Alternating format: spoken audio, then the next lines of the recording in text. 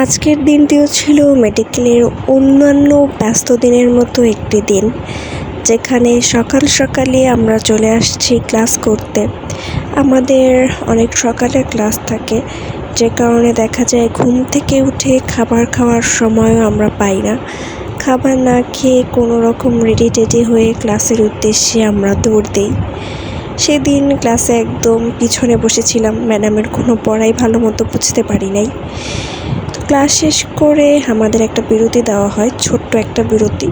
তো এই বিরতির মধ্যেই আমরা সবাই মিলে কিছু খাওয়ার জন্য বেরিয়ে পড়ি, কারণ প্রচণ্ড খিদা পেয়েছিল। আজকের ওয়েদারটা খুব বেশি সুন্দর ছিল, আকাশটা একটু মেঘলা মেঘলা ছিল এবং গরম অনেকটাই কম ছিল। এমন ওয়েদার সবসময় খুবই ভালো লাগে। তো খাবার খাওয়ার জন্য আমরা চলে যাচ্ছিলাম আমাদের হাসপাতালের ক্যান্টিনে, এবং আমাদের হাসপাতালের ক্যান্টিনের নাম হচ্ছে রেইনবো ফুড কর্নার।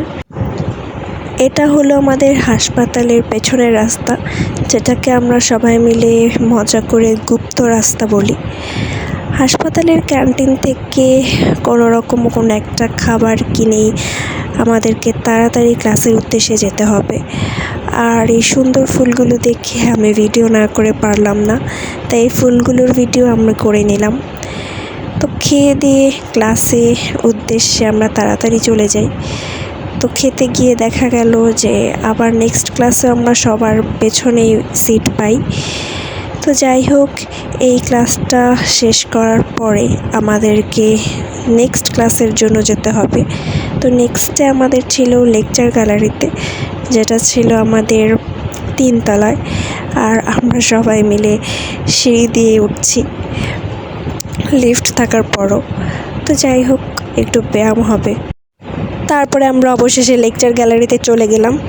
আমাদের একের পর এক ক্লাস এইভাবেই চলতে থাকে, ঘন্টার পর ঘন্টা। তো এভাবেও লেকচার গ্যালারির ক্লাসটাও আমরা 1 ঘন্টা শেষ করার পর বিরতি পেলাম। আর একটু ক্লাস থেকে বাইরে বের হলেই অনেক শান্তি লাগে মনের মধ্যে। সারাদিন ক্লাস করতে করতে যখন একদম ক্লান্ত হয়ে যাই, তখন বাইরের বাতাস একদম মনকে সতেজ করে দেয়। তো যাই হোক, আমাদের নেক্সট প্ল্যান হচ্ছে আমরা এখন চা খেতে যাব।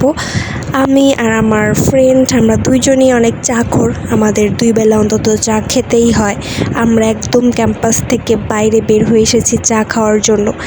ক্যাম্পাস থেকে বের হলেই অনেকগুলো টঙের দোকান আছে, আর সব জায়গায় চা বিক্রি করে। আমরা এক একবার এক এক সময় এক এক জায়গা থেকে চা খাই, এটা কোনো নির্দিষ্ট নাই।